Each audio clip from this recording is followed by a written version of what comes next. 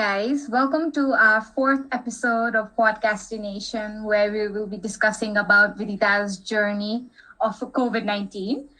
And sorry for the unmade bed behind me because I just woke up from a nap. And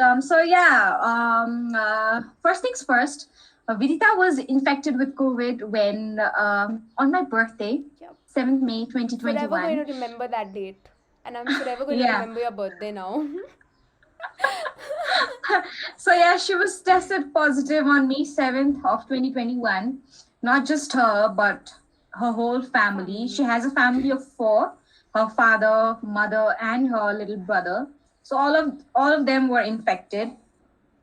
And the thing is that during all this time, all we did was plan this podcast and recorded this podcast and Yeah. did everything for it, all the designs and everything. Like, since Vidita is a designer, she designs all of our logos. She designed all the logos and the posters for our social media handles, and she was doing that all this time when she was infected with COVID-19.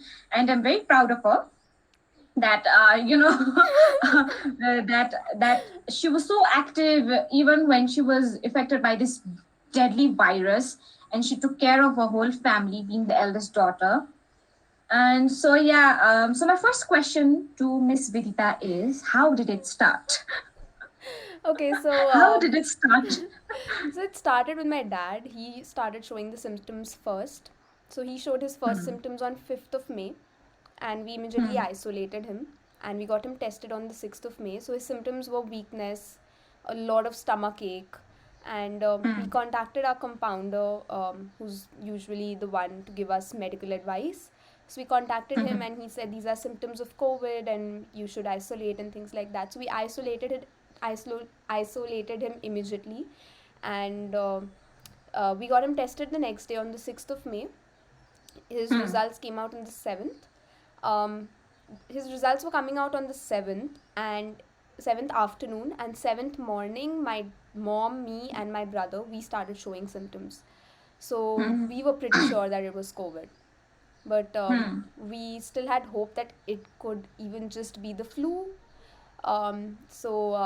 We were waiting for my dad's reports, and he came out to be positive, and that's when we understood that it is COVID, and all of us got tested. The tests were very expensive. 2,500 per test was very expensive. So so we got ourselves tested. We came out to be positive on the 7th evening. The results came and we were positive, all 4 of us. So our symptoms, if I have to tell you what symptoms all 4 of us had, I was asymptomatic absolutely. Like, I didn't have a lot of weakness. I had a lot of weakness and fatigue. I could not physically exert a lot. I had a majorly blocked nose, right from here until here. So I had a majorly blocked nose, so I couldn't speak much. My mom and my brother had a lot of cold, cough, sore throat, fever, body ache, tiredness, weakness, fatigue, breathlessness. My dad again was near to asymptomatic. He had a major stomach ache and a lot of weakness. Nothing apart from that. So my dad and me were still at a healthier stage because our CT levels were high. I was 21, my dad was 19.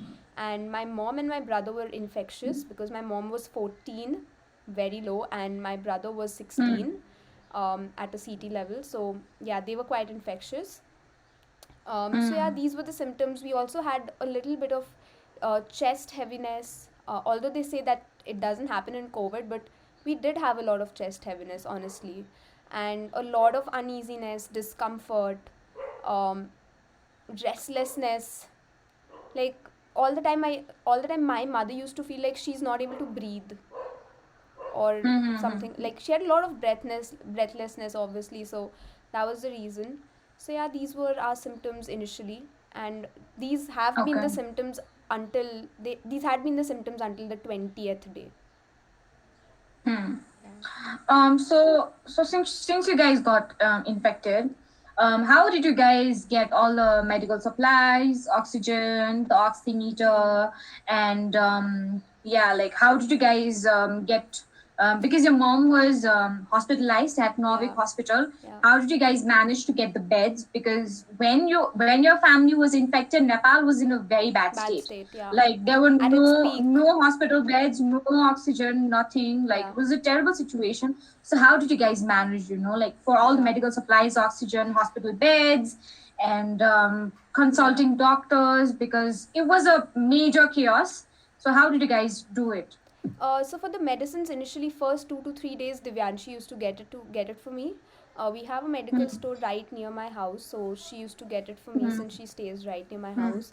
But hmm, then it was also risky for her to come every day and give medicines because she could hmm, get infected. Although we were not coming in contact, she used to just leave it on the road and go. But still, hmm, like the area was contaminated, so it wasn't even safe for her. So we started calling it online. I have the guy's name, but I can't reveal it publicly like this. So if anybody does want an online service of medicines, I do have a contact, and I would be happy to help if hmm. you want. So yeah, Yeah. I used to just text him, and he used to get it sent by afternoon. So that's how we got our medical supplies. That was number one. So we got the oximeter from him only. But you can get the Hmm, oximeter at any medical store available near your house. hmm, For the hmm, oxygen cylinder, yes, the availability was not there publicly. hmm, We had hmm, to stand in like really long lines. So one of my dad's colleagues was standing in Balaju for almost 3 to 4 hours to get us one oxygen cylinder. That was hmm, there. We have a lot of cousins in Kathmandu, and apparently most of them had like oxygen cylinders surprisingly at home. So they just came about and dropped it at home, and we used those. So it's a very, like, I'm very grateful to them, to my extended family here in Kathmandu, for being so supportive and being present when we needed them. So thank you so much for that. So yeah, that's how we were hmm, calling for all our medicines and oxygen and things like that. Food, my one of our cousins stays nearby to our house, so they were sending us, because we couldn't cook so much, because we were very weak. So they were sending us lunch and dinner every day for almost hmm, 20 days. So huge shout out to them as well. They've been rock solid for us. So yeah, that's how we hmm. were getting all of these supplies. Okay, so and so like since the four of you got infected, did you guys find your source? Like from where did you get infected and all No, of that? we didn't even try to find it because we were also busy in each other's health and everything. We didn't even bother to find it, and it doesn't even matter now. But what I believe is that it's either me or my mom, because my Hmm, mom is a coordinator in Rai school, and a lot of her colleagues were getting infected. So I'm assuming it's hmm, either her or it could be me, because I was going out a lot and I was meeting a lot of new people. Though I was taking a lot of like full precautions and everything, but even when I was out with you at Rhino, we were almost 5 6 people all the time when we met. I was going out with Divyanshi, Sulav, and all these people. I was meeting new people again who were yeah. in turn meeting other new people. So yeah, Hmm, that's what I believe. It's either me or my mom. yeah. So tell us about your overall 2 week experience. Like what happened? Who were the ones majorly affected, like who had those crazy symptoms, Hmm. and like how did you take care of yourself because your mom was in a bad state, Hmm. and then you being the eldest daughter of your family, like how did you manage to keep yourself sane Hmm. physically as well as mentally?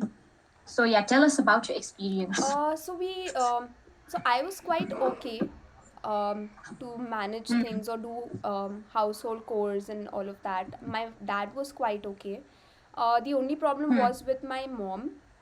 Her on the fifth day, fifth or sixth day, I think, her oxygen levels dropped to 79.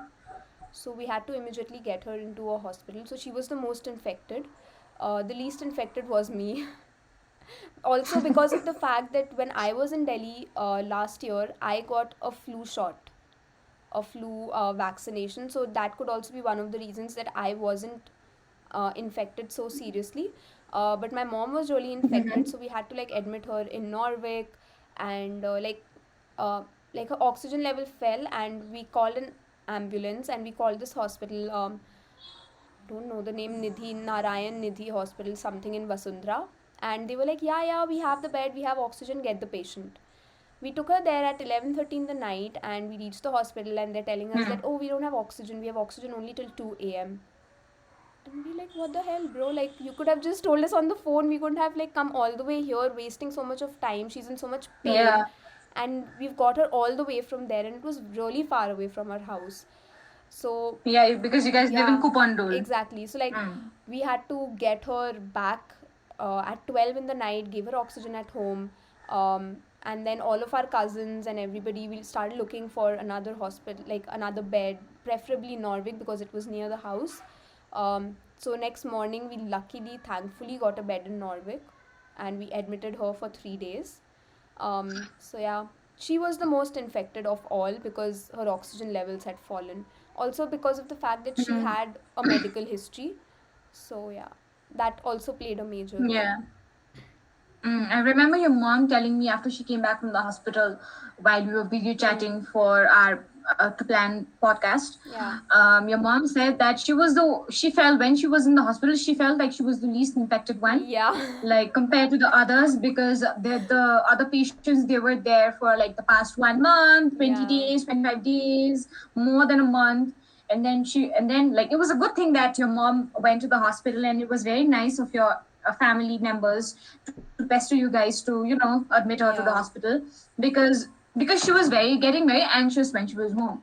And then when she went to the hospital, she realized that, okay, i'm the I'm the Yeah. least Yeah. infected one compared to others, and I can make it.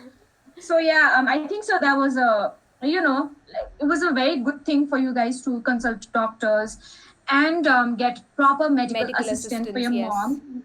Yeah.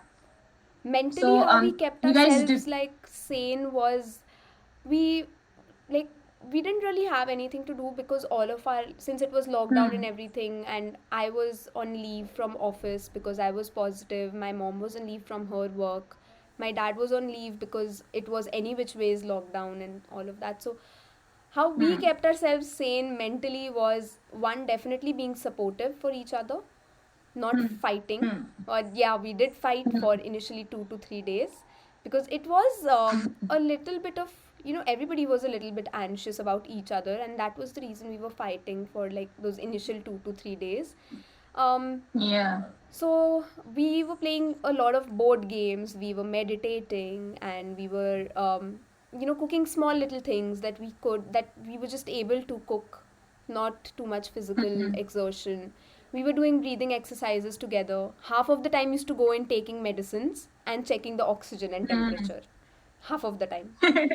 Or drinking Yeah. liquids, okay? So yeah, so that's how we kept ourselves mentally sane. But honestly, nobody deserves the virus. So if you haven't been infected as yet, I really suggest that you go out only if it is important. If not, just stay inside.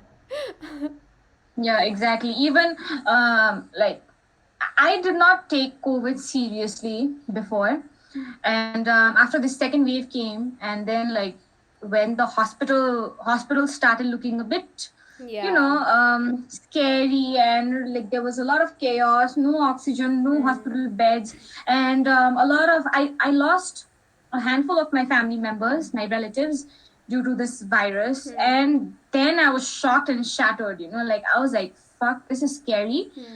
I don't want to get out of my house. Yeah, That was what I felt, exactly. like I was very scared because I did not take it seriously, to be very honest, before. And then now I've come to realize that this is very important, and I have to be protected. I have to keep my family protected. Like obviously we're taking precautions. I Obviously, did take yeah. precautions before as well, while going out and while going to office and everything. But yeah, like I did not take it as seriously as I should have. Yeah. And now I've realized that this is a very scary thing, Yeah, and I everyone agree. should be, careful about this. And so how did you, especially you, because your mom was in a mess, Yeah. your father was With my taking mom. care of your mom, Yeah. with your mom, because he was in the hospital at Norwich with Yeah. her. and you and your brother were home. So how did you manage to, um, keep yourself sane mentally, like physically? You told Yeah. how you kept you and your family safe Hmm. and alert and everything, and how you took care of them. But how did you manage to, this isn't because I'm sure it was a big emotional hell for you because your whole family is infected and you don't know Yeah. what will happen next. So how did you keep yourself um, occupied and positive? Your How did you take care of your mental health during this time? So when my mom was in the hospital, I was back at home. So my dad used to come in the morning to take her breakfast and lunch. And so I used to wake up, I used to give her breakfast, lunch, and everything. I tried to give her as much as healthy food I could give her: fruits, milk, some milk supplements, lots of protein, vitamins, and carbohydrates rich food, Hmm. um, Hmm. dry fruits, lot of water. So I used to send her watermelon juice or pomegranate juice, or just milk, or lemonade in warm water. Oh shit, okay, that lemonade in warm water was horrible. Yuck. So I used to I like, know so my lemon. mornings used to go away like this, and then I used to look after the house, just general cleaning around, managing the house. Although it was just me and my brother, Hmm. so the house wasn't in too much of mess. Washing off the clothes from the machine, drying them out, doing a little bit of dusting, giving my brother some like lunch, dinner, whatever. Then I used to sleep a lot. Um, so yeah, I used to just sleep mostly, or I used to be watching some movie. Um, and Hmm. while watching the movie, I used to just sleep or just meditate or things like that. Just small little things. I used to like speak to you a lot. We used Yeah. to do our podcastination a lot, so that was one thing that definitely kept me sane. One major thing Hmm. that kept me sane was doing my affirmations. So I used to keep telling Hmm. myself that we are all fine, we are all recovering, everything is fine, everything is fine. So that's one thing that kept me very, very positive and sane. So that's how I was Hmm. managing my mental health. And I also thought that right now my mom is weak and I'm supposed to be strong. So Hmm. that was another motivating factor, that I am supposed to be there for my family at this point of time. So nothing else Hmm. came to my mind but to be positive at that time. Hmm. Yeah. So like during times like these, or like you guys overcame this virus with the help of your family and your friends and your near dear ones who helped you Yeah, with food, medicines, oxygen, yeah, these major things that were so necessary during these times. And then it's very sad that our Nepali government has not done anything to help the citizens who are like suffering so much yeah, during this pandemic. Like the second wave has hit Nepal so hard. Like it's been a very bad situation. yeah. Like there's too much of chaos in the hospitals. Doctors are feeling helpless. The nurses are in terrible situation. The frontline workers, all of them are in a very bad state, and the government has not done much to help the citizens, overcome this deadly virus, which is a very sad thing. And Yeah. I really want to appreciate Nepali people that they're, supporting each other during times like these. Like obviously, there's black market happening for the oxygens and all of Yeah, that shit as well. definitely it is happening. But screw them, screw them. I hope karma finds its way for them to, but yeah, but the rest of them, like we've been there for each other, even though we've not been there physically, but we're trying to help each other as much as Mentally. possible. Like I went out a few times with my father because he's associated with a with one press company, and then we went. So I used to go out with him to get groceries, and I went out with him twice because my laptop was broken down twice. Hmm. So during that time, what I experienced, not experienced, but what I saw was that a lot of people were giving out meals, Yeah. risking their own lives to people who are in need, like, and then they were like distributing water and snacks to the people who were stationed at these traffic Hmm. police guys. and then like giving them sanitizers and all, and that really made me, that made me happy. Like I wish I Yeah. could even do that. I'm making donations, but then like I wish I could do that kind of help to people around who are working, like especially to frontline workers. Yeah. And like I'm proud of my Nepali people that they're helping each other during these tough times, even Definitely, though the yes. government has turned their blind eye, assholes. Anyway, so I guess we have to wrap it up. Almost Yeah. 30 But minutes. before we wrap it up, I think this is a very good Yes, time to give out a shout out and express my gratitude for a few people. I would of course. definitely want to start off with my extended family in Kathmandu and in India. For being so supportive. The Kathmandu family kept sending us anything and everything that we required, from mental support to food, medicines, oxygen supply, everything. To Hmm. my cousins back in India, they were there mentally for us, motivating us and encouraging us that everything is going to be fine. So huge shout Hmm. out to them. Huge shout out to Hmm. Ishika Tulsian, Rishabh Makhija, Shivani Podar, Megha Agarwal for being there for me when I was having COVID anxiety. So a huge thanks to them. A huge thank you to Divyanshi for coming over to my doorstep to give me things when I was infected. So huge shout out to Risking our Divyanshi. life. I swear. Yeah. So I love you. So Hmm. a huge shout out to Alka, Sulav, and Gaurav Agarwal and Nishwart Tola for supporting me and kept telling me that if I needed anything, they would be there. They kept sending me leads for oxygen, beds, things like that whenever I needed. So big shout out to them as well. A big shout out to you for keeping me sane during the entire 14 to 20 days and helping me do podcastination, because that's what kept me sane. So yeah, this is the and I'm really grateful to my mom, my dad, and my brother for keeping themselves strong and having hope that everything is Yeah. going to be fine. Yeah, I'm so proud of you that you guys, you came out of this situation in a, such, you became much more stronger person, after this. Yeah. And then like you were so you try to be productive no matter, like even when you had the virus. Like we planned all our podcasts when you were infected. We recorded all our like the Yeah. podcast episodes till now when you were infected. And I never imagined that I would start my podcastination when my friend would be affected with this COVID-19 and all of that. But then we did it. Yeah. So I'm very proud of you, and I'm very happy that you still, stood up and gave whatever you like, gave your best for this podcastination. And yeah, so do you have any other tips, like wrapping up, any other things that you want to tell our Mm, audience? take in a lot of liquids, do a lot of steam at least thrice a day is important. Take in a lot of liquids, of Hmm. course. 60% of the work liquids is going to do for you. Have a lot of hope, faith, Hmm. and positivity. And people who Hmm. haven't been infected by the virus, God forbid that you don't get infected Hmm. at all. So just stay Yeah. safe, stay indoors, test negative, but be positive. Hmm. Yeah.